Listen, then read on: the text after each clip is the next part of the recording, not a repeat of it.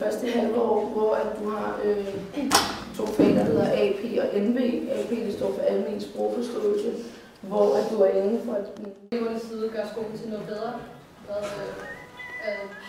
Fordi man lever livet ligesom et gymnasieliv.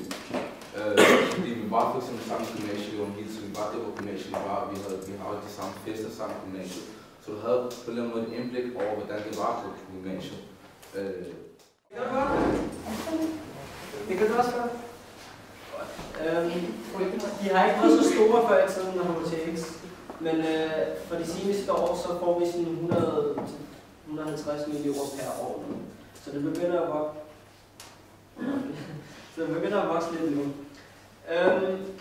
Det minder meget om STX, som er almen, og HHX, Høje Handelsgymnasium. Det er så flot, det her. Ja, der kan man vælge kontorlinjen eller detaillinjen. Og så førsteårsfag, der har man engelsk, dansk og erhvervsøkonomi, salg og service, samfundsfag, IT. Altså uden for socialrådgiver, inden for arbejdsmarkedet, diplomuddannelse. Og så har jeg taget aflæg.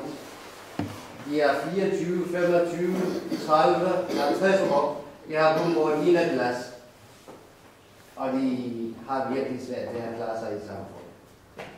Her i Danmark uden uddannelse er det virkelig så meget. Så kan man arbejde det ene og det andet. Men det er midlertidigt, når økonomien går, som det går dårligt lige for tiden. Så alle som ikke har god uddannelse, stabil uddannelse, de bliver smidt ud som første.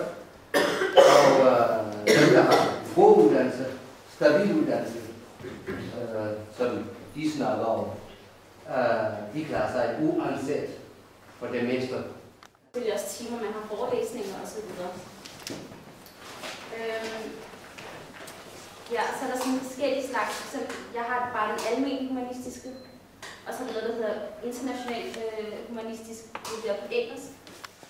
Inden det her, som man kan fordybe sig i, som kort kan blive fordybet i. Kemotekniker som proces. Men de har ændret det til laboratorieteknik. Jeg har selv det der, hvad jeg lavede før i Lesiver. Jeg gik på, da jeg gik 9. klasse. Forskellige grene.